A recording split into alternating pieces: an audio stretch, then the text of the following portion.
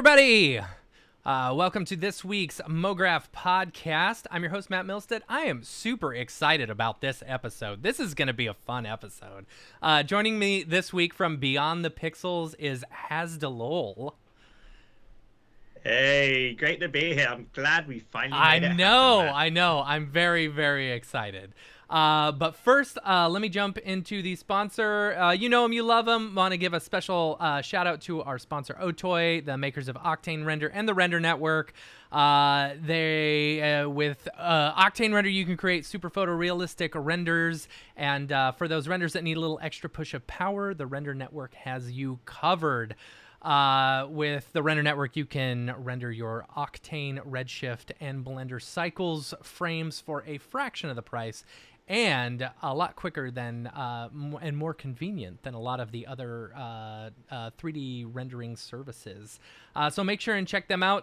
As a reminder, the Render Royale is going to start up again. The submissions for this month was yesterday. So we're going to start a new Render Royale next month. So make sure and look out for that. I'll have more information here shortly. But yeah, let's get... Going back to the opening. I meant to go to the 2 box. Hey, HaZ! All right. I'm super excited to have you on the show. So HaZ, you sent over like a couple of things, and like I started watching some of the Beyond the Pixels things that you had posted, and I was like, oh yeah. So for those who have listened to the show, they know I'm really big into retro gaming and stuff, and Winbush was like, oh, you gotta have HaZ on the show. And technically you have been on the show before. It was at the DAT tour in London. You know. Oh yeah, that's right. Yeah, and so this is technically your second time being on the show. True. But I'm excited to get into your adventures and the stuff that you're making and the video game stuff. But yeah, just I guess start off. Give me a little, for those watching who don't know much about you, give us a little bit of background on your background and stuff. Yeah, sure. Well, thanks for having me on the show, of course. Big shout out to Winbush as well for putting me up for this. So I actually started off in the games industry back in 98, 99. This kind of like shows my age a little bit. But I was an intern at a company called David Studios making a racing game. So it was a motocross racing game for PlayStation 1 and PC for a publisher called Sierra. I know Sierra. I then went on... Yeah, you know Sierra? Yeah. Oh, the days where we put stuff on CD. I was going to say, yeah. And I started off as just as a games artist. I was using 3D Studio R4, then later on ended up using Kinetics character animator, and used Power Animator, which was Alias Wavefront, which later became Maya. And I kind of just created a whole career. I ended up working at Codemasters for Colin McRae Rally. Cool. And then I mean, I did a lot of racing games, and guess what, dude? I don't even drive a car. Go figure. So, actually, everything about the Subaru, absolutely just can't drive one. And I ended up kind of carving a niche for myself because I sucked at 3D modeling. I was really bad at 3D modeling. You had to collapse your vertices, create textures 64 by 64 if you're lucky, or 32 by 32 tiled, and you got to use that one texture, which would have the bike, wheel, handlebar, and everything all in that one texture, which was super it's an art, right? So I remember one day I broke the game editor for the racing game, and had a loose camera, so I'm like, ooh, getting all these really cool shots. And there was a show called E3, and they were getting ready to send stuff. They were panicking, and they're like, ooh, wait, you just created an entire... How did you do that? I was like, oh, I broke the editor. Thought I was going to get fired, but I didn't get fired. You're going to be the FMV guy. That's what he used to call it back in the day, FMV, full motion video guy. And so I ended up doing all this stuff, and then ended up working for a company called Kuju Entertainment for a Nintendo game called Battalion Wars. And then at that point, dude, I'm like, I'm making movies in a computer on a game engine. Who does that? I'm going to do it properly. So I then left the game industry to go work in visual effects for a long time. I was a VFX compositor. Started off using things like Shake, and then eventually using Flame, and then eventually worked up to Nuke. I worked on all kinds of media. I worked on feature films such as like Hellboy 2. I did Previs, which was essentially, I would say, dude, was my film school. Working on The Dark Knight. Wow. Doing previs for that at Pinewood. And I learned everything about shot composition, framing, how to work very, very, very fast to get stuff out. Yeah. Right? Because that's what previs is. I actually did a lot of post-viz, which is now a popular thing, but back then it wasn't, where I would take the dailies that would come in and the wonderful animated previs sequences done by the team at a company called Envisage, and my job was to put it together, make it look presentable so they can put it, on the IMAX and show it off. And I did all that using Shake. And then I became a VFX supervisor, then a VFX producer, got nominated for a bunch of VES awards for shows like America, The Story of Us, which is a History Channel show, Planet Dinosaur, and then supervised a bunch of movies. And then at that point, you kind of either own a visual effects company, you do something different. Yeah. And I didn't want to own a visual effects company. It just wasn't my thing. But while working in visual effects, I ended up making a bunch of short films. And one of the short films was a fake documentary where I downloaded a ton of NASA footage and used my compositing skills to kind of like manipulate those images and stuff, and hired some actors to pretend to be scientists on a very, very nerdy script about interstellar space travel, where we put a human brain in a ball, we send it out into space, and we make first contact. So it was very, very cerebral, hard sci-fi. Didn't think much of it because I was in the world of documentaries as a VFX producer. So I was very much like, I love the world of documentary, the way you craft the whole narrative in the edit. And it's all done in Adobe Premiere, After Effects on my laptop. Very, very little money. And the thing kind of went viral, and it got Vimeo Staff Pick. Wow. Back then, where Vimeo Staff Pick meant something.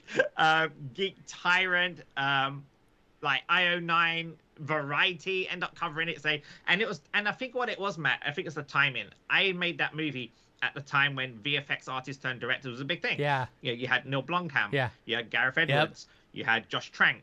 So all of a sudden, they've got me and a bunch of other people. So I got signed to an agent and manager in Hollywood. And then 2 years later, I end up like thinking, well, why am I not behind the camera? Why am I not making a movie? Like, why am I still in development? And I speak to a lot of filmmakers in LA. They go, yeah, man, it's part of the process, man. Or process, as they say. And and yeah, it's just development. I'm like, I can't wait that long. I need to make stuff, So I ended up self-financing my first feature film, which was basically the short but extended, and I didn't renew the option. So it was all like, I was like, I'm going to go make my own thing. They're like, oh, okay, good luck, go God, kind of thing. And luckily, because I'd made a lot of relationships in Los Angeles by doing these generals I used to go like 3-4 times a year to LA, just for meetings, right? Yeah. Before they realized you can do it all on Zoom. And it was just like, you build a lot of relationship with distributors, producers, and when you phone them and say, hey, I'm making my first film, they're like, congrats, who's your financier? They're like, me. They're like, okay, you're making a film. yeah. Here's a bunch of things you should do and don't do. And I think for me, what I did was I rang up distributors and asked them a simple question, like, what are you guys looking for in 2 years' time? Because I knew I would have around 2 years before I have something to be able to sell, right? That's the kind of like the process. And they said, look, we love sci-fi. We really believe sci-fi is going to be a big thing. And we love grounded sci-fi. But for the love of God, we don't try to make Star Wars for a low budget, no matter how talented you think you are, because there's a reason why Star Wars costs that much and so on. So I had this like checklist. We loved early allegory stories about artificial intelligence or machines, or if you're going through the science fiction space exploration, we love the stuff like Nolan's done, or those kind of films. And so I had this whole checklist, right? Kind of like paint by numbers, but not. And I made the film. Long story short, 2018, the film comes out. It comes out called The Beyond. Yes, I do have a thing about the word beyond. I just realized. So the film comes out, and it was number 2 in the iTunes charts, next to Blade Runner 2049, and Wonder Woman. This is a movie with no big name cast. It's essentially, it's kind of like Spinal Tap, but with science fiction. Or Blumhouse made a found footage sci-fi film. That's what it would be. And and then in April we got our sales report back from the distributor Gravitas Ventures, and they said we're like 300% in profit, which is it's like a unicorn, very, very, very extremely rare situation. And they're like, so what are you doing? Like, how big's your marketing budget on this? My marketing budget is 0. But what I was doing was I was writing to all these websites and 3D World magazine, Cinefex when it was out, when it was still around, and just saying, hey, I'm a VFX artist turned director. Here's a whole making of. I'll write any articles. And they loved the story. They loved the story of visual effects artists stepping up, becoming a director, making their own indie films. And it was very VFX heavy. Blackmagic were one of my sponsors. Adobe, HP. I just bought everyone in. Like, the credits had a massive tech sponsor list. I think more than the actual crew, to be honest with you. That's hilarious. But then all of a sudden, around September, so bear in mind the film came out in January 2018. September 2018, Netflix calls up, goes, why is this movie not on Netflix? Like, this, everyone's talking about this movie, and this is a time where Netflix were like all about the auteurs, and the filmmakers, and they don't care if you haven't got Ryan Reynolds in a movie or Dwayne Johnson. It's like, we love movies, and so they did this deal, dude, which I don't think they ever do again, where they wrote something like 250 grand something as non-exclusive. So it means that the film can continue being everywhere, and it goes on to Netflix, America, Canada, UK, Australia. And, you know, so with that, I'm like, I'm never going to work in visual effects. And I set up a production company called HaZimation. And then we're getting ready to do our next live action film. And by the way, by that time also, while we're selling the movie, I did another movie called Origin Unknown. And that was not an indie film. That's more of like a proper production. Where there's producers and executive. And it's like over 1.2 mil. There's a budget. And there's a bonded movie insurance. All that stuff. Wow. And it starred the lovely Katie Sackhoff, who we see in The Mandalorian, Battlestar Galactica, and so on. And she was in it. And that was basically my love letter to the movie Flight the Navigator. Yeah. And there's a lot of homage references in there. No one talks about that film. I love that film. Such a good film. Yeah. Right? It's so cool. So that, and then someone from Disney saw one of the trailers that they do, these bumper trailers, like 30-second bumper trailers, and it had a moment where Katie is really tearing up as she's having this moment with this like robot who's kind of like this big ball kind of looking at her. And someone at Disney go, hey, we should get this guy to like pitch on this show we're doing. And I end up doing this show called Fast Lane, which is an 8-part miniseries on Disney Plus about these two girls that find a smart car, and the smart car is being hidden in that garage because it's a military car, and the parents are scientists and trying to do the ethical thing and protecting this AI from bad use of the military. So I end up doing this thing, this car chases, everything. It was the best time I ever had on. And you don't know how to drive. And I still don't know how to drive. Exactly. I mean, right? It's the thing about cars. They just draw to me, dude. But I just won't go behind the steering wheel. And then, funny enough, you'll see on my IMDb, but I actually did something called Descendants, which a lot of people that have daughters know about. Descendants. It's a musical. Yeah. And I know Descendants. Yeah. Wait, you really? Yeah. So there's 3 films. I did Descendants. I did like a short bridge movie between 2 and 3, which is on Disney Plus. You can actually, if you like search on Disney Plus, it's called Under the Sea, Descendants Story, and it stars the cast of Descendants. And I'll happen to be in Vancouver in post on Fast Lane on my episodes. So they say, hey, why are you in post? Can you shoot this other thing for us and direct it? So yeah, not doing that as well. Crazy. So very Disneyfied. Yeah, I learned so much working on different genres. But it's the thing, dude. Like, doesn't matter what the genre is. The job as a director is still the same. You still got to tell that story, and you got to find very smart ways in telling that story. Anyway, then HaZimation happened, and then COVID happened. Yeah. All my live action projects got put on hold. All the casting, all the big name actors I was speaking to were like, well, we're not flying over anytime soon. And I was using Unreal Engine, do what you call early previs, and I was using Unreal Engine 4.8 or 12 or something, on the early version. No Lumen, no MetaHuman, nothing like that. And I was creating these sequences for a moon movie called Luna and showing it to executives. And they're like, what is this? Is this an animated film? I'm like, no, this is previs. They're like, no, we've seen previs. Previs doesn't have like refraction, shadows, and all this gorgeous rendering that takes forever to render on a render farm somewhere, right? And I'm getting this real time on my laptop. So I started thinking, well, why are people not making movies this way? Why are we not using real-time engines to make movies? So I'm looking around and no one's doing it. At the time, obviously now everyone's doing it, but at that time no one's doing it, and I end up just joining all these groups. How I actually met Wimbush, by the way. This is a funny story. I wanted to get some tutorials on just Unreal Engine in general, and I was looking at some of these After Effects tutorials. I'm like, oh, this guy's cool, and then I'm messaging and I'm posting all this stuff online, and we just connected. And we just became friends online. Then we met in person at Sigma after COVID, and we're like the closest friends now. But it's just amazing who you can meet just because I decided to learn Unreal Engine. You end up, people like Matt Workman and a whole plethora of amazing Unreal Engine, like the OGs. And luckily, I got a mega grant. In fact, I got 2 mega grants from Epic Wow. to kickstart the project, and that film ended up being called Max Beyond. I know, the word of Beyond, and that's an animated film that came out last year, and it was made in Unreal Engine 426 because we'd never upgraded to 5. Because like you don't upgrade engine. Not in the middle of a project, nope.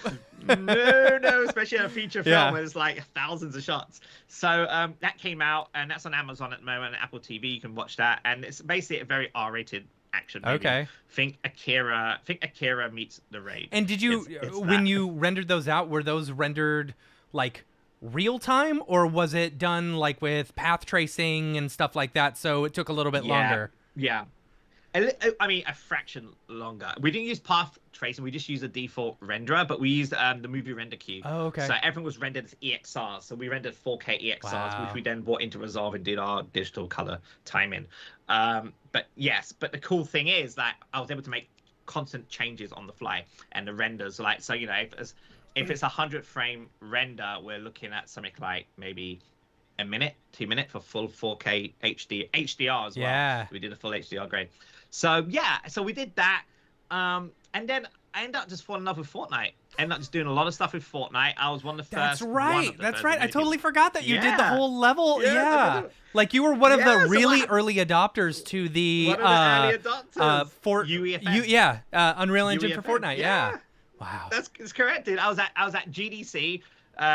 Straight after COVID, there was the GDC opened up, and I was sitting there, and there's saying you can now bring in your original Unreal content into the Fortnite ecosystem, and you can monetize it, and everyone can play it on their console. I'm like, what? That's insane. I go back. I'm like, what can I do? I haven't got time to create a piece of IP from scratch. And we were developing a bunch of projects. You have a slate of projects, right, as a production company. And there was one project called Moontopia where we had done the full teaser trailer to show at in Cannes, EFM, and all those places, like festivals. And we'd done a full trailer in Unreal 5. But we just couldn't get traction. It was really hard to get if you think getting a film off the ground's hard, try getting a TV show I off the ground. bet. Whole boy, it's a Yeah. whole different thing. You need a network attached to it. You need a showrunner attached to it. Whole different financing structure. So I parked it. So I ended up just taking all the content I'd done in Utopia, migrated it in UEFN, and just made a battle royale on the moon with a story and cinematics and everything. And Epic saw it, go, hey, this is cool. Blasted it out there. I got a lot of traction. And then I applied for a mega grant a year and a half ago for UEFN, and I got that, and that's my last mega grant, I promise. And that was it. But it's been amazing because then I just fell in love with video games again, Yeah. dude. I'm like, oh my god! Like I remember slamming the door shut in 2001, saying, never gonna make video games. I'm gonna make movies because that's what I want to do. And then I started to realize I'm in a world of transmedia here. The lines are blurred so massively between film, TV, and gaming. Yeah. I mean, even the content you see, some of the best television is coming from video games like The Last of Us, Yeah. right? Or Witcher. And there's a ton, like the Cyberpunk Edge Runners. These are all come from video games. Then there's going to be more because, you know, back in the day, like when I tried to get a job at NPC at the time, and I said, hey, I'm a senior cinematics artist. I worked on Codemasters and blah, blah. They're like, yeah, you're still going to start from scratch because, yeah, we don't see video games as thing. Now you can hop between those industries like easily because they all use the same tool sets, and the fidelity of video gaming is like on par with some of the high res rendering. I mean, look at Call of Duty. I mean, look at Cyberpunk. Yeah. It's insane. So I didn't realize like early this year that, you know, the way this is going to be very controversial now. Oh boy. But I feel like I can be with you, Matt. I feel like I can we're be we're with there. you. We're there. We're at that. We've we're got at to that that point. level in our relationship where we can be controversial. Yeah. I mean, it's interesting. Like, look, I love film, I love television, but the way films and TV are being made, like, or have been made and currently are being made, it's like they want something new, but they are still pushing the old legacy boulder uphill. 100%. So you still have to get your pre-sales. You still need your traditional financing. Who's in your movie? The name changes every few months. Mm-hmm. You know, it's not really about the talent anymore, and everything just feels so like backwards. And then you go to a games conference and everyone is progressive. Everyone's like trying to change the way the industry's been, you know, is creating content. The game developers are so open and inclusive about sharing. There's this whole community aspect around gaming, which I just fell in love with, that I just didn't see, if any, in a lot of film and TV. It's very close knit. And that's because of the whole legacy studio system that we still have in Hollywood, right? Despite how they're trying to be more progressive, it's still if you want the big budget movie, you want theatrical, you still have to go traditional legacy. Yeah. Whereas I find in games, there are different ways of distribution for your games. There are different ways. Yeah, they encourage the more weird, the better in indie games, especially. Yeah. Right. So I just fell in love with that. So I realized, well, I can take the world of film and TV and games, put them together. And then I decided to exit my animation company, HaZimation, and decided to set up a production company that was more of a transmedia company, with game being the main pillar, and then have multiple verticals where I can go film, TV, comics, whatever. Oh, now, smart. transmedia isn't. Yeah. Yeah, because I was like, I mean, if I was an investor, right, and someone come up to me and say, "Hey, I got a movie. Would you invest in it?" I'm like, "Hell no! Yeah. That's the most riskiest Yeah. business." But if someone came up to me and said, "Look, I've got an IP. There's a game, and it's done gangbusters, or there's a lot of wish lists and so on in the games. I've got the movie, which I know exactly where I'm going to distribute it. I have the TV show. I have this." All of a sudden, as an investor, you kind of like spreading your risk a bit. Yeah. You're like, okay, I feel like I'm owning something bigger Yeah. than this one tiny thing. It's like you can right? lose a little bit of money So- over here, but gain a whole lot more money over here, and so on. Yeah. Exactly. Yeah. Exactly. And that includes things like Fortnite. That includes things like Horizon World, Roblox. All of those UGC platforms plays part in the world of transmedia today. And for years, I've been hearing the word transmedia for years. I remember working on one of the Harry Potter films as a compositor at NBC many years ago, and I heard they were making a game. I'm like, oh, so I'm assuming you guys are gonna like take the high-res assets sent to the games company, right? Because we saw some of the early game renders and it didn't look very good. Yeah. I've They're played like, oh, those no, games. we don't. Yeah, you played those games. But the thing is, the assets didn't look good. I'm like, I don't get it. Why don't you just like send over the assets? They're like, oh no, we don't do that. I'm like, but it's all Warner Brothers. Yeah. I don't get it. It's Warner Brothers. Like, I don't get. Why would you not hand over the high-res lidar scans of the castle or whatever, or the school?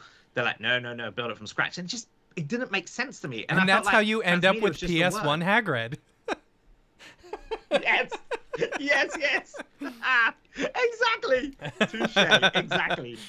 And so it just really bothered me. So when I started playing the world of transmedia, I realized, in my opinion, transmedia is you build the highest resolution, and then you reuse that asset multiple times, so that asset then depreciates in value across those verticals, as opposed to like that asset's a film and then rebuild it again.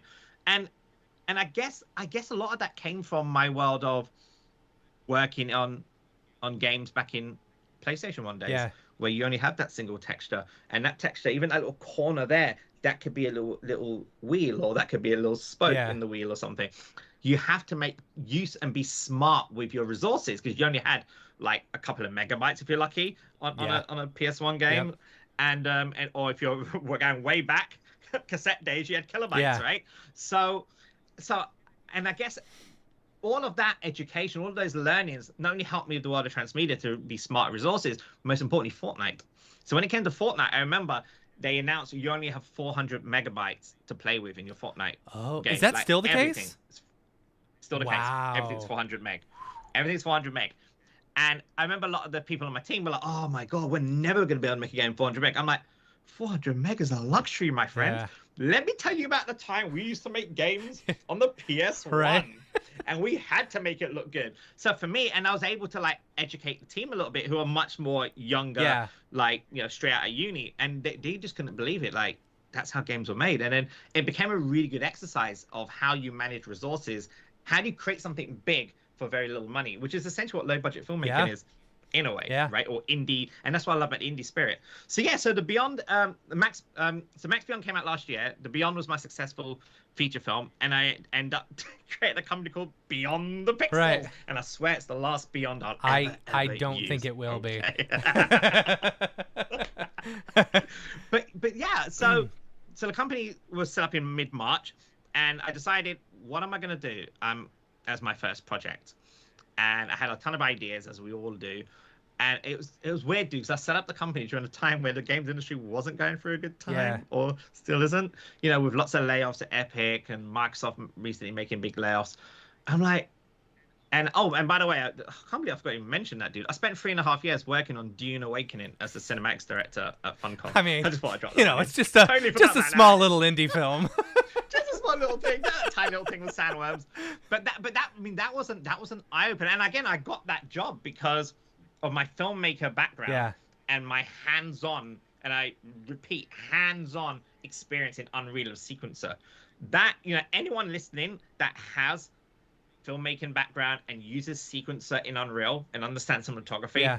I mean, there is a lot of work in game industry for that, especially cinematic work, because I find especially kind of like traditional game developers, as progressive as they are, they work in an ecosystem where everything is 360 and there isn't things like shots, there isn't things like framing. It's like, it's the game, it's the experience, and so it should be, be.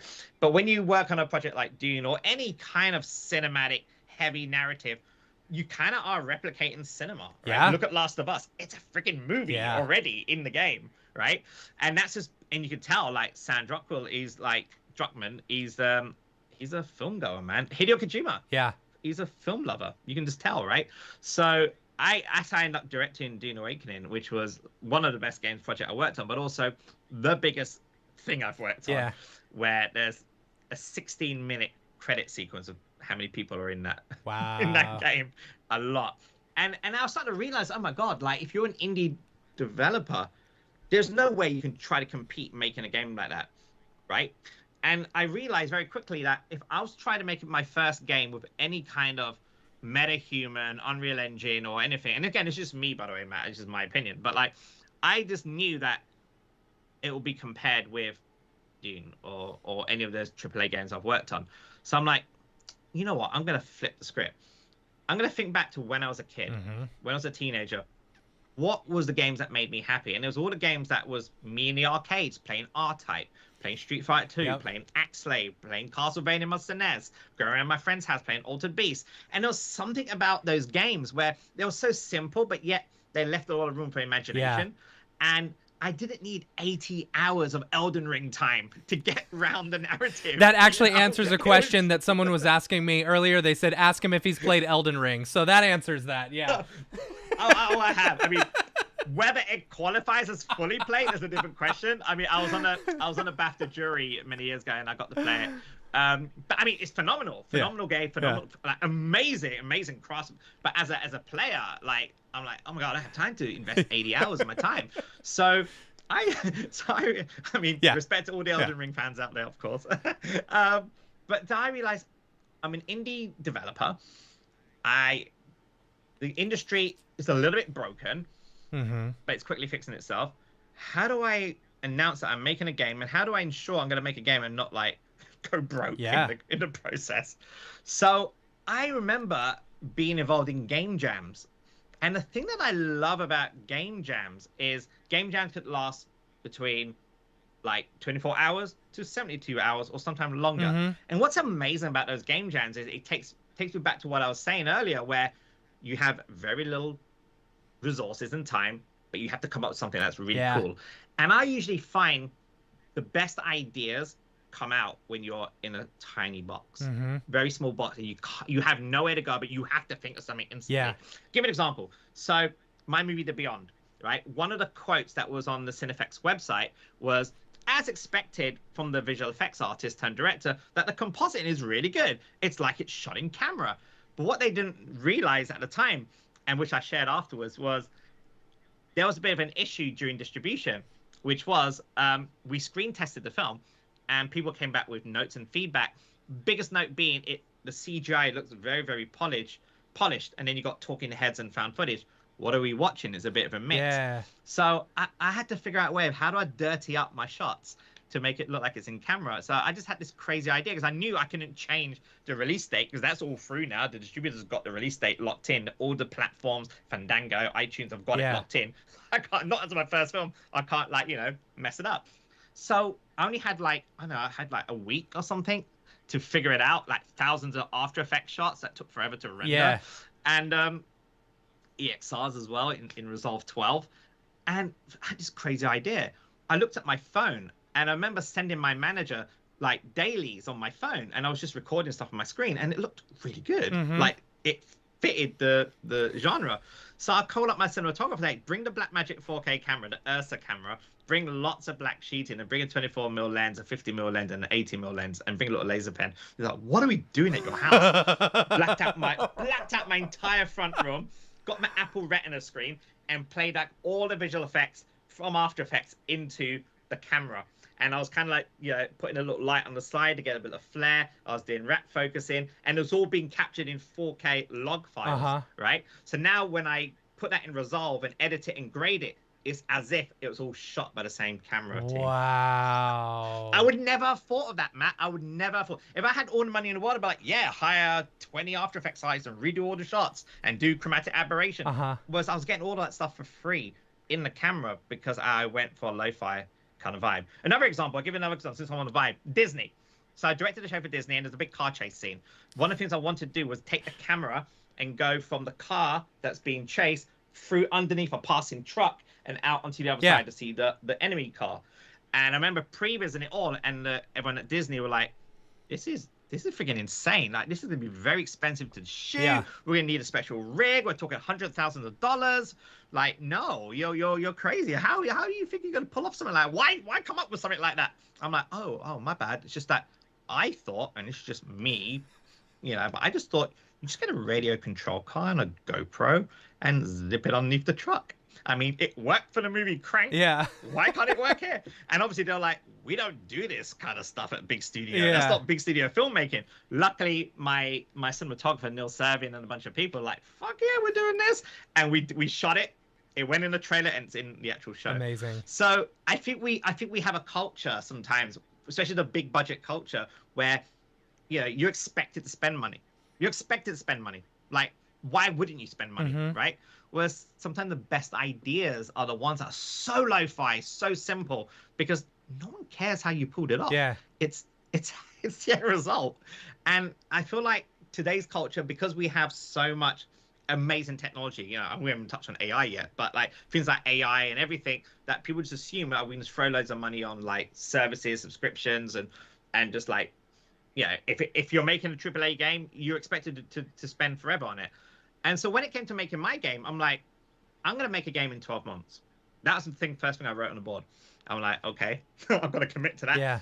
And when I say 12 months, I don't mean make a big game and try to make it in 12 months. No, I mean scope the game for 12 months. Right? And that's why people fall in that trap, because they do scope creeps, right? I'm like, no scope creep, make it very clear. I'm making a shoot 'em up. That's what I'm doing. I'm making a shoot 'em up, and I'm going to put... And I looked at my cat. My cat's just judging me, going, you're not going to make a game in 12 months. And I'm like, and it's going to feature a cat. Yeah. Boom. Cat, shoot 'em up, 12 months. Cool.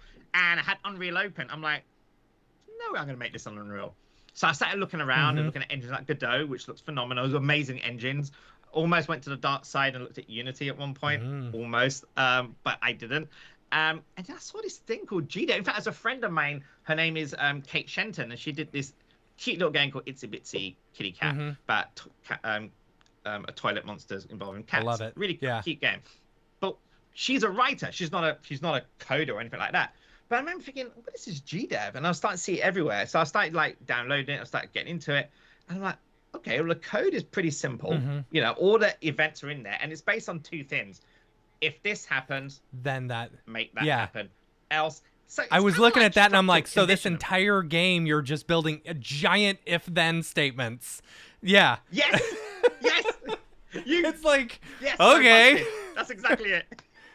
But that's all I need, right, to tell this game. And then if you think back to how games were made back in the day, they didn't have very complex computational things, and they only had a couple of kilobytes. They had to think of simple mechanics. As someone who has done assembly stuff, yes.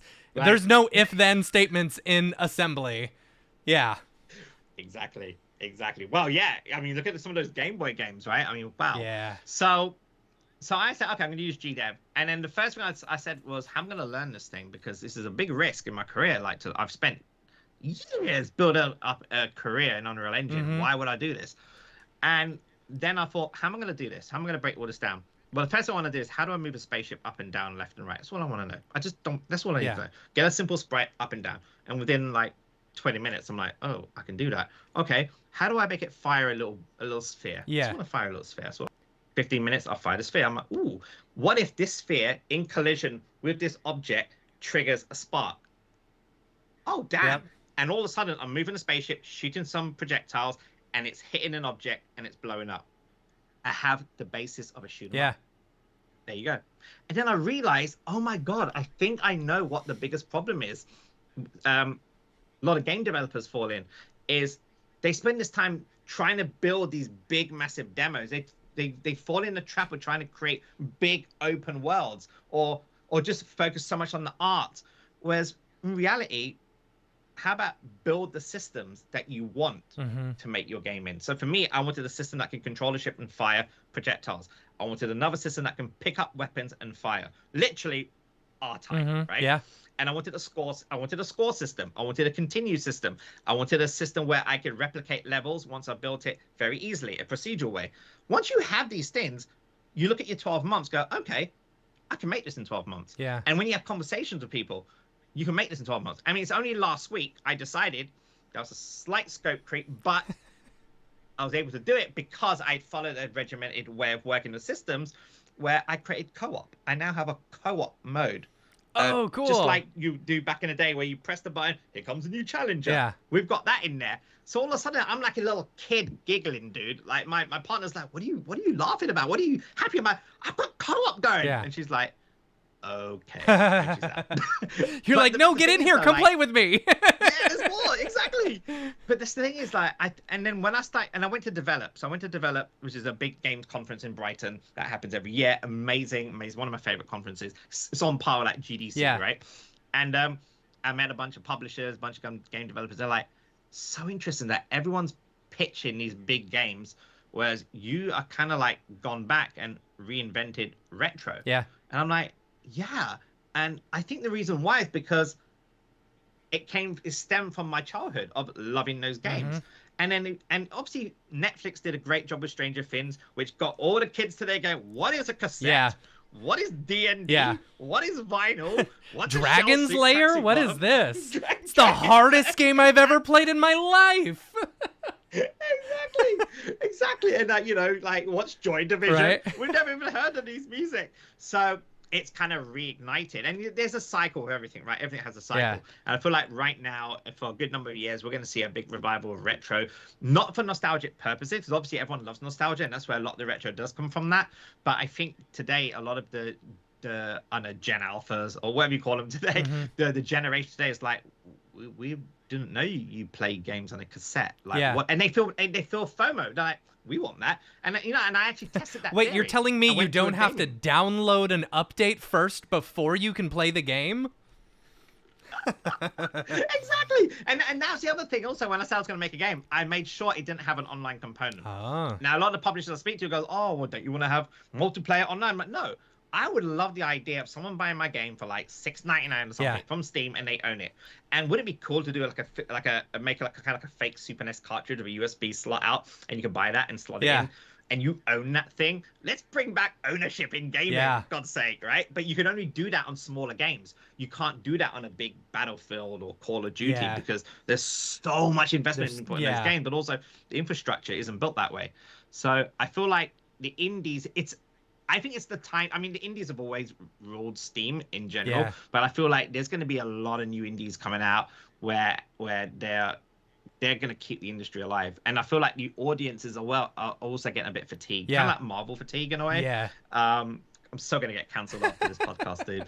But like, there is a fatigue, right? Like just like with Marvel films, there's a fatigue, and now that I feel like the big massive games, there's a level of fatigue. Like if you look at a lot of the Steam downloads, they're mostly indie games. The more weird, the more bold, the more people want to play something different, right? Yeah. So I feel like that, and that's why I decided to make Astro Burn. But last month, Deadline, which is the Hollywood press, announced that the TV show for Astro Burn's in development. So I haven't really left television, and I did that on purpose. I went into development of the TV show, working with an amazing writer called Nathan in New York, and we're coming up with a show. But what's interesting, we're not taking a traditional model, which is usually make the game, sell the game, and then go and make the TV show. We're like, no, we're making the game, we're writing the TV show. They both feed off each other resource-wise, And by the time the game comes out, we have a TV show that can go into development, like an animated show. Amazing. And are you doing the TV show? not? Are you doing that in Unreal Engine? Are you doing it in no, traditional 3D? You know what, dude? Are you how? That's a good question. I've had a lot of production companies ask me that, and this is the answer that makes them go, "What?" But cool. You're doing it in G Developer. I'm not doing it It's all if-then statements. Oh man, yeah, exactly. If seen, not Right. finished, continue. No, I'm actually gonna be doing it in traditional 2D animation, Cool. but the style is pixel art. Nice. I want to do it yes, entirely that's in pixel, right? I exciting. mean, why not? Yeah. Why not? And I remember like having early talks when the Deadline article came out to a few production companies. They're like, have we done that before? I don't Why think haven't we done anyone this before? has. Yeah. Yeah. So there you go. So and again, like being in that independent spirit to be able to take bold decisions and choices, I feel like creators today need to be less mimicking or imitating the bigger studio work and try to find your voice. And it's very hard because obviously you're trying to make commercial work. They're always going to ask, what is your marketable commerce, right? I get this. It's like the most awful question. I hate that. You have it in film. You have it in games, dude. They're like, so it's like, it's R-Type meets Earthium. Yeah. I'm like, no, how about it's a space cat pilot blasting a bunch of robots in space, Yeah. and it's like Deadpool with a cat, that kind of thing. Yeah. So I feel like the audience now is going to be dictating a lot of the content that's coming out, and I'll tell you why. We had a talk about this earlier on before we jumped on the call. Community. Yeah. The word community. And one of the things I started doing was for about over a month now, we did early playtest. I mean, dude, if I'm financing my game, which I am, you want to playtest the hell out of that before you don't release the demo on Steam, right? You get one hit on Steam, dude. Yep. Unless you're in early access, but even that's very risky because it's a very saturated platform. Yeah. There's a ridiculous amount of games coming out. Like I don't know, it's like 30 games a day or something. It's crazy, right? So I started doing playtests, and I started using this thing called firstlook.gg, which is a playtesting platform created by a company called Pragma, and companies like Remedy use it, Ubisoft, and so on. And what's great though, if you're an indie developer, your playtest group is less than 100 users, it's free. So I'm like, this is dope. So a guy called Adam Banworth put me in touch, which was amazing. And it's great. You have a whole website with your branding. It connects to your Steam thing. So back in the day, you would have to create a spreadsheet, log in everyone you sent the Steam key to, another page where all your feedback and stuff. This is all integrated with Steam and Discord. Oh, that's super nice. And it's phenomenal. Yeah, so we have like 65 global playtesters. And what's been amazing, dude, is not only we get very early feedback, like, hey, dude, this isn't working, that doesn't make sense, or this collision isn't working. Well, I don't understand what you're trying to do here. That's standard. What's been great is some of the feedback I got are from developers. They go, hey, I noticed your projectile isn't hitting a certain hitbox. Yeah. In Unity, this is how we do it. So maybe try to mimic that in GDev. I'm like, this is gold. Yeah. I have a QA department around the Right. world, and then all of a sudden, all those people invested in your game. They want to see you succeed. And every time I do a new build, you do an announcement on the platform. Hey, you say, send to all 60 playtesters. These are the following things updated. And hey, thanks to this guy for pointing out the collision thing. They feel part of the process.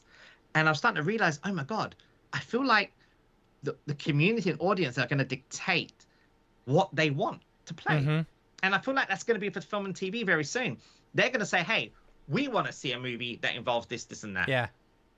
Because that's what we feel like watching today. We don't want to be forced to watch this thing or forced to play this game because everyone's playing and we get FOMO. And I feel like that's the kind of world we're living in. And that's kind of one of the reasons I set up Beyond the Pixels, to be able to accommodate for that. Yeah. I feel like that's the longest answer to your freaking It's question. okay. Actually, it was great. Yeah. All right. And now the show's over. No, like, it's so exciting. So like, here, let me switch over to my PC so you can see Astro Burn, a little preview of it. Yeah, as soon as I saw this, I was like, oh yeah, R-Type, Gradius, very similar feeling and stuff. And your tutorial that you sent me where you're talking about how you're actually creating it, you go into like Unreal Engine. in order to create, and that shader, the shader that you came up with for the actual like 2D sprites and stuff is so rad.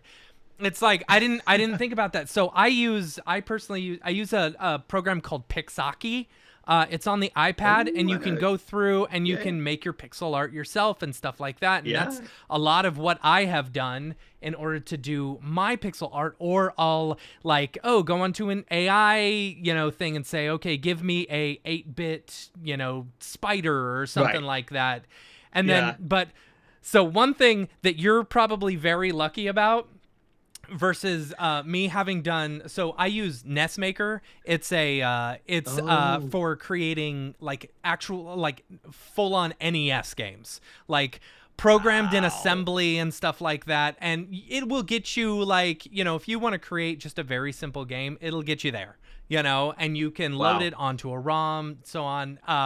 But if you're wanting to build something pretty custom and like you've actually got to physically go into the assembly code and like edit it and figure all that stuff out, and it's all kind of built there, but it's a big process. And like one of the big limitations with it though is color palette. And I don't know how much into the NES development you've been, but like you're literally limited to a total of like 9 colors for your out of 256 total colors. You're limited to 9 colors for your sprites and all your weapons and your projectiles and your monsters. And then you're limited to 9 colors for your background stuff as well. So it's like you get a total of 18 colors total for your entire game. And being put in that box is crazy, but then you've got to go jump through all these hoops in order to like get the artwork the right way and stuff like that, versus you're really lucky by using GDev and Unreal Engine that you get this massive amount of colors and like all this beautiful artwork. That was one thing. So I'm going off on a huge long. This is my turn. This is my turn now. But the guy who makes NESmaker, NESmaker's been out for a while. He's currently working on a program called Retro Game Forge, which is will allow you to make NES games, Super NES games, and Sega Genesis games. So you'll actually have like the full ability to use the entire color palette of SNES games. And the entire time I was making I made a little game for camp. And actually, if anyone wants to download it, if you go to my MoGraph page, mattmilstead.mograph.com, I've got it on my products page. So you can download it for free, or maybe it's $1, I don't know. But yeah, it's there. You can download it. You can load it into your emulator of choice. You can put it onto an EverDrive and play it on your original NES, Wow. But the whole time I'm making this game, I'm like, I am so limited to what I can and can't do. You're put in this little tiny box, and especially with NES games, the flickering that you would get when you'd get. Oh yeah. So yeah, you're limited to, what is it? 8 sprites on one horizontal line at a time. So, and they built in, like frame flicker for like your enemies and stuff, so that it will load the individual 8 sprites at a time or something. But that's because we had that PAL in NTSC, right? There's always the scan lines on the TV screens, right? So did that play a part of it? I don't think so. It's maybe because it's loading the individual lines. Because it's I think it interlaced or whatever, the scan line. So it can only load up to 8 sprites at a time, on one individual horizontal line. So then you change which one it randomly chooses, which is, and it's so, like then you deal with lag and stuff like that, and it's pretty insane. But you haven't even mentioned the music, dude. Like the chip tunes that they had to squeeze in the chip. Right? I mean, wow. And you had a big difference between the Nintendo versus the Super Nintendo. The Nintendo, you're limited to like 4 different tracks and like 2 sine waves, 1 noise wave, and 1 I can't remember the other one, you know? But unless you were using the Japanese Famicom, which had an additional, like, I don't know if you've listened to some of the, like the Legend of Zelda on NES versus the Legend of Zelda Famicom in Japan. Oh, yeah. Because they had that better sound chip. It just sounds so much better. Oh yeah, I mean they also had the Mode 7. Do you remember Mode 7 on yes, SNES. Oh, so to really cool. give it that parallax. Yeah, it's wow. So cool. You know, and what I would love to see, because of the limitations, and this is something that I've noticed with a lot of 16-bit, you know, or 8-bit that they call it, even though they're 16-bit games, and they may not even be true 16-bit games because technically you don't have that limitation, you know, that comes with building an 8-bit game or a 16-bit game where you have to make sure you're sticking to this many colors. I think it's 16 colors in a 8x8, you know, pixel area, you know. Yeah. And so because sure you can have 9 colors on an NES game, but you can only use 3 of them in one 16x16 grid.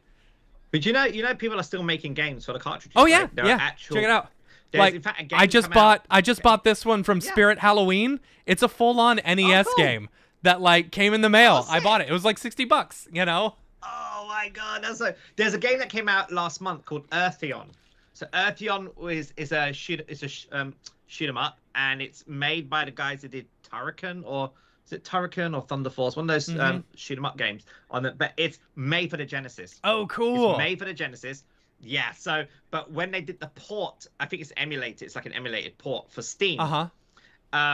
It's all it's square, so you got the sides. I've got just some random graphics, but people are still making it. In fact, there's a company called Bitmap Bureau. A guy called Mike Tucker runs it. Wonderful team, and a guy called Quan who works there as well.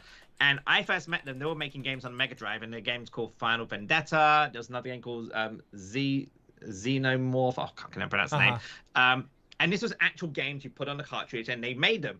And it's only recently they've announced they've made the Terminator 2 game.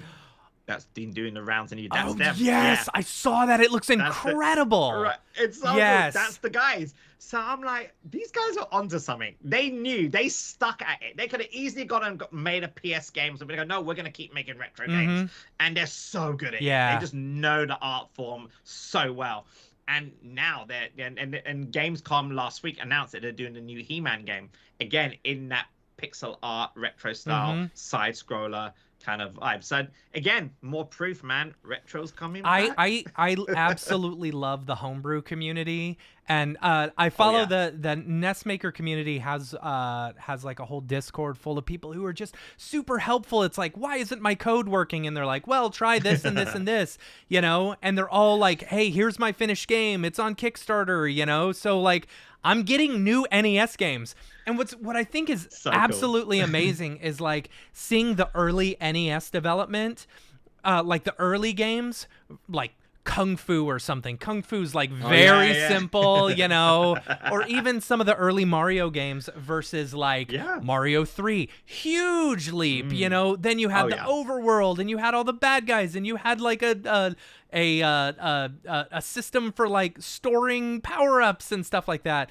Or like if you look at some of the really late games like Bucky O'Hare or some of the G.I. Joe, I think there's a G.I. Joe one where they figured out how to make it look like parallax, where you're walking behind things and stuff. And it's like, because the Nintendo, the original NES versus the Super Nintendo, you had like layers that you could do, you know. It's the different like layer 1, layer 2, layer 3, whatever.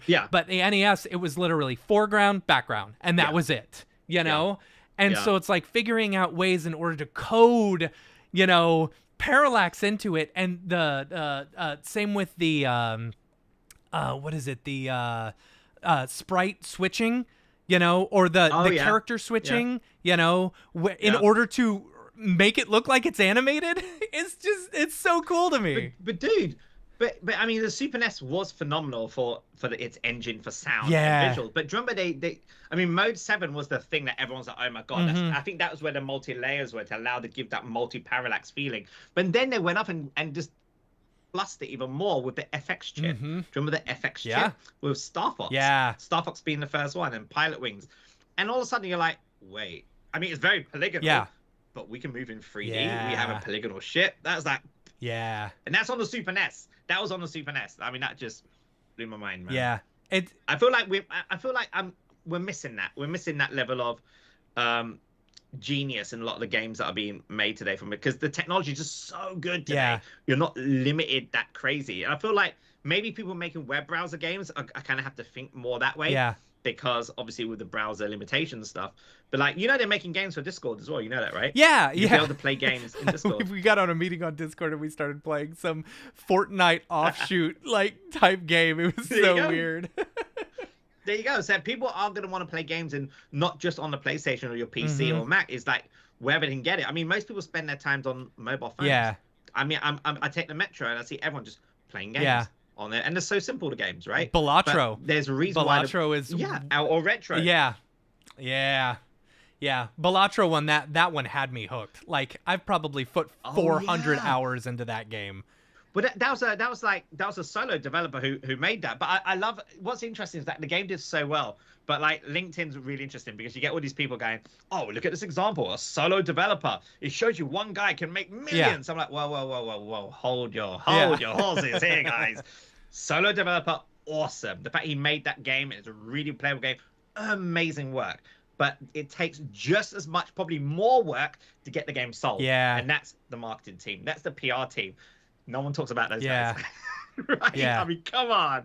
So it's not just about make a solo game and sell it and you make millions. No, you make a solo dev game and you bring on a really good PR team. You bring on a really good, and the PR team's got to be all in. Yeah. It's got to be all in, or it's not worth working on the PR team. And they will do they come out some insane. I don't know if you've seen some of the commercials for Balatro, but like there's some insane ads. I have seen, yeah. Weird clown. Yeah. I mean, it's insane. It's brilliant. Yeah. It's genius. Yeah, it's so good. Yeah. I put a lot of hours into it. I'll just put my headphones in, listen to an audiobook, and play Balatro. You know, I can't beat. I've beaten all the challenges except for Jokerless. I can't do Jokerless. Can't get Jokerless done. So I don't know. But yeah, going back to the retro game stuff. We've got a few more minutes here.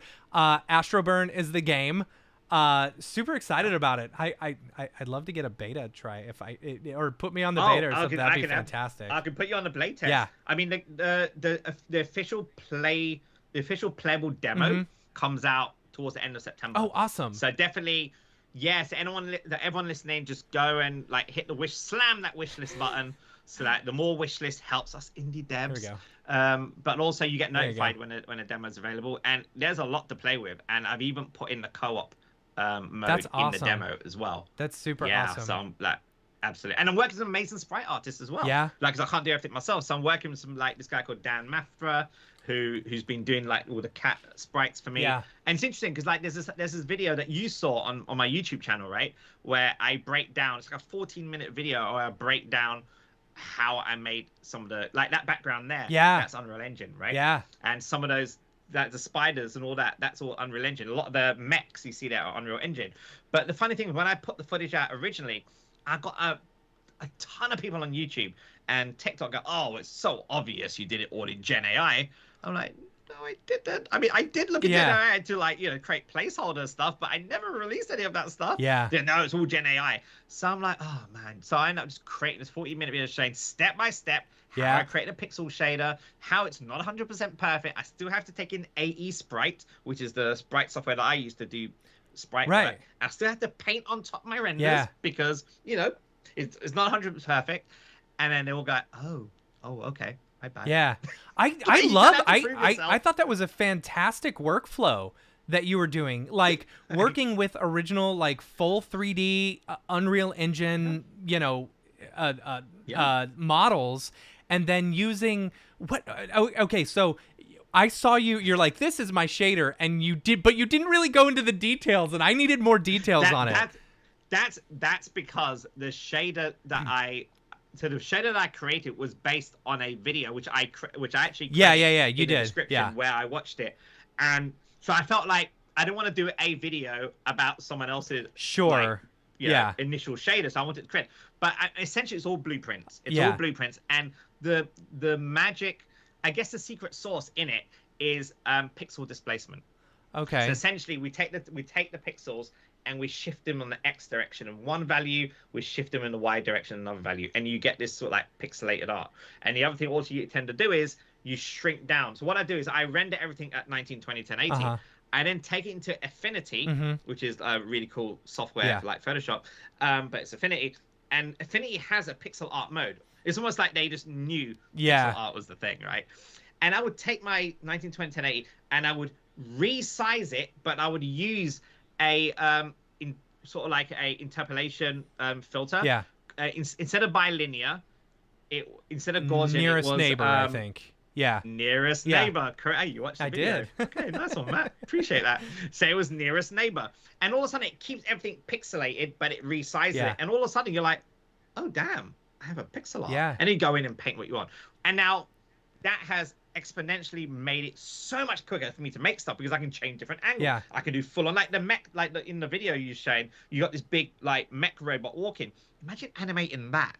I know. Weeks to like frame by frame. Oh, that thing, I right? know. Whereas you can animate that in Maya, Blender, or in my case Unreal Engine, and then run that pixel shader on there, render it out. And it also, the cool thing about Unreal Engine 5, which it never had in Unreal Engine 4, was PNGs. You could render PNGs or alpha transparent. Whereas back in the day, you had to render an alpha matte EXR and render like a depth matte and put it together to get the extracted. Oh, interesting.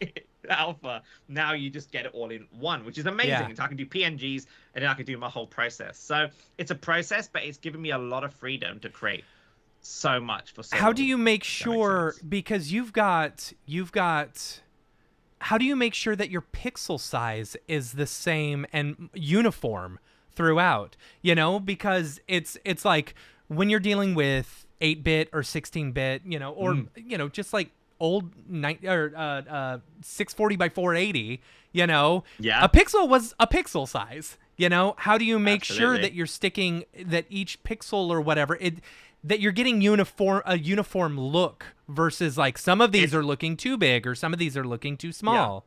Do you run into that? Yeah, absolutely.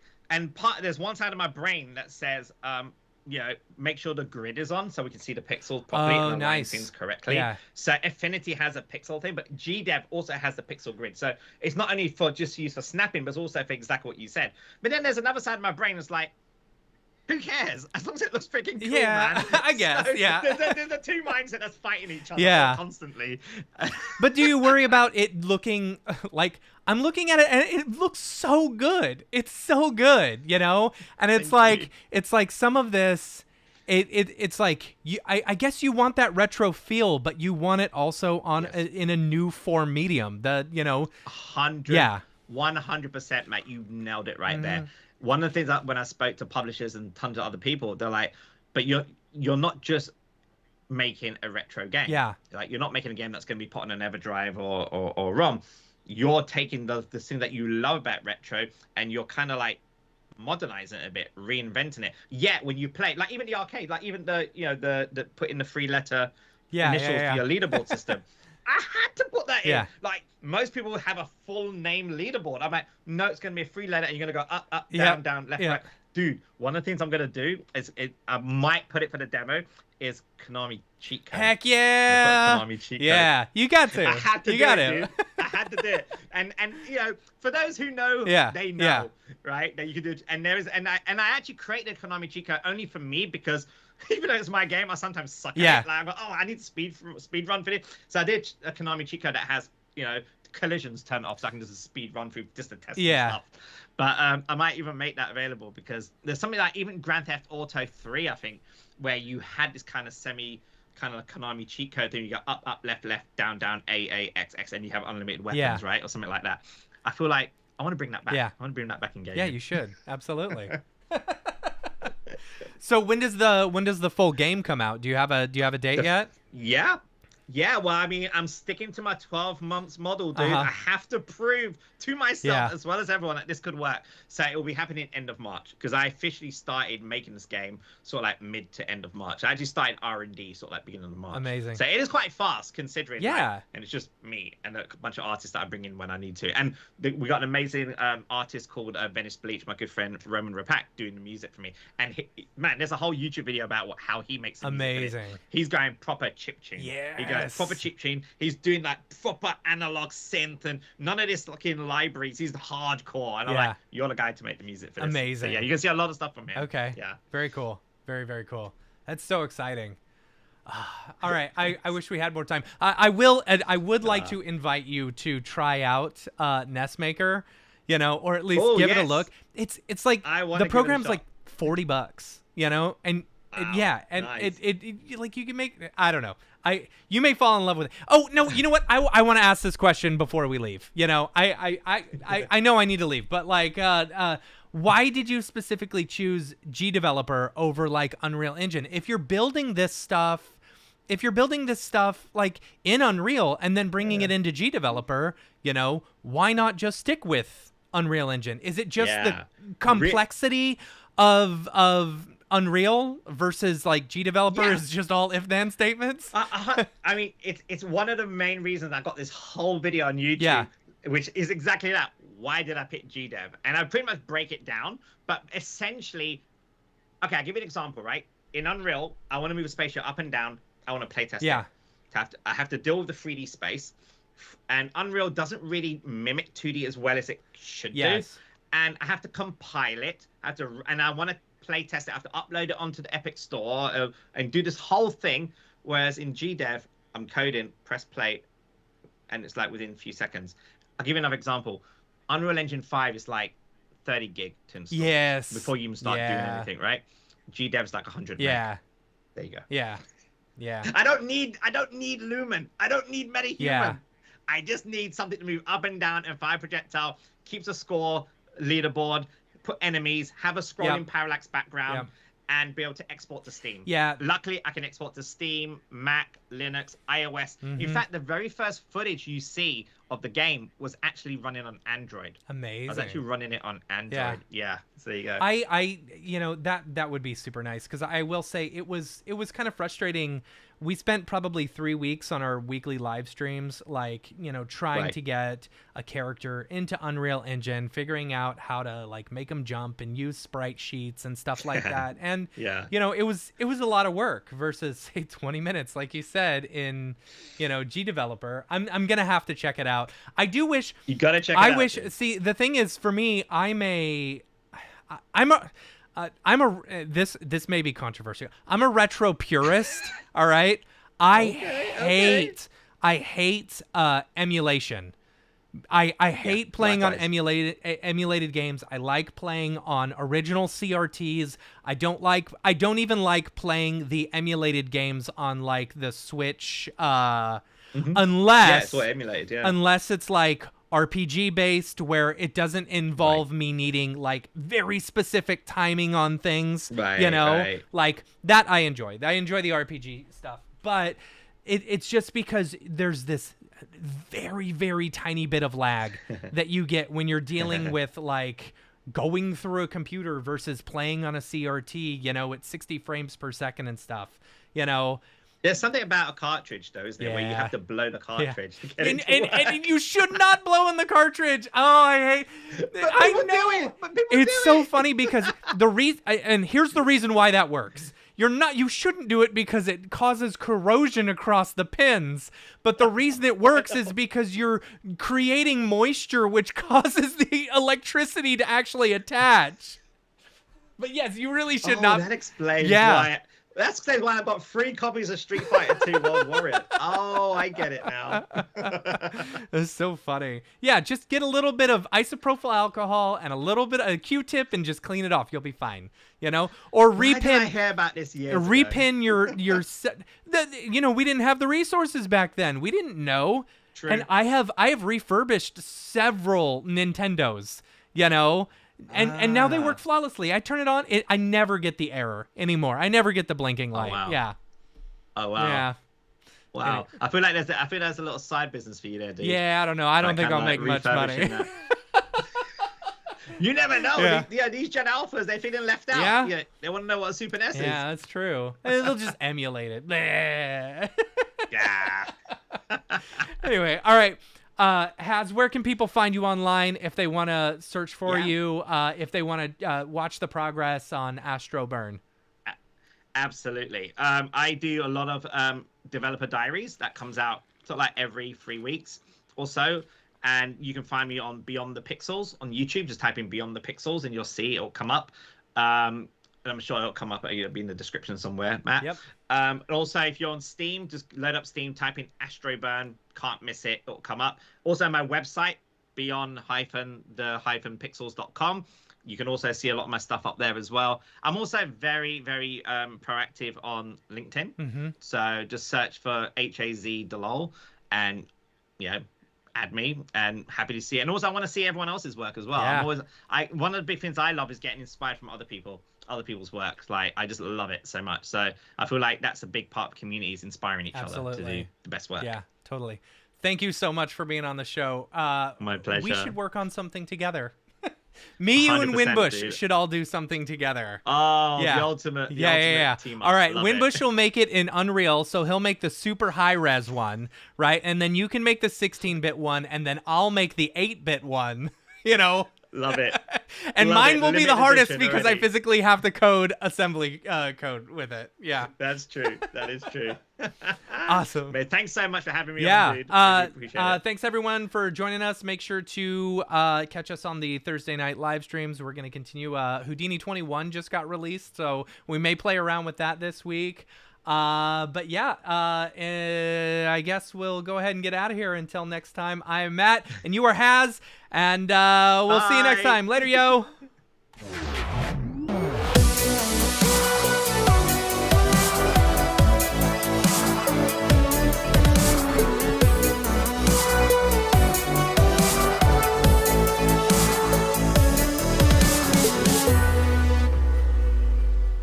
It's pretty good, I guess.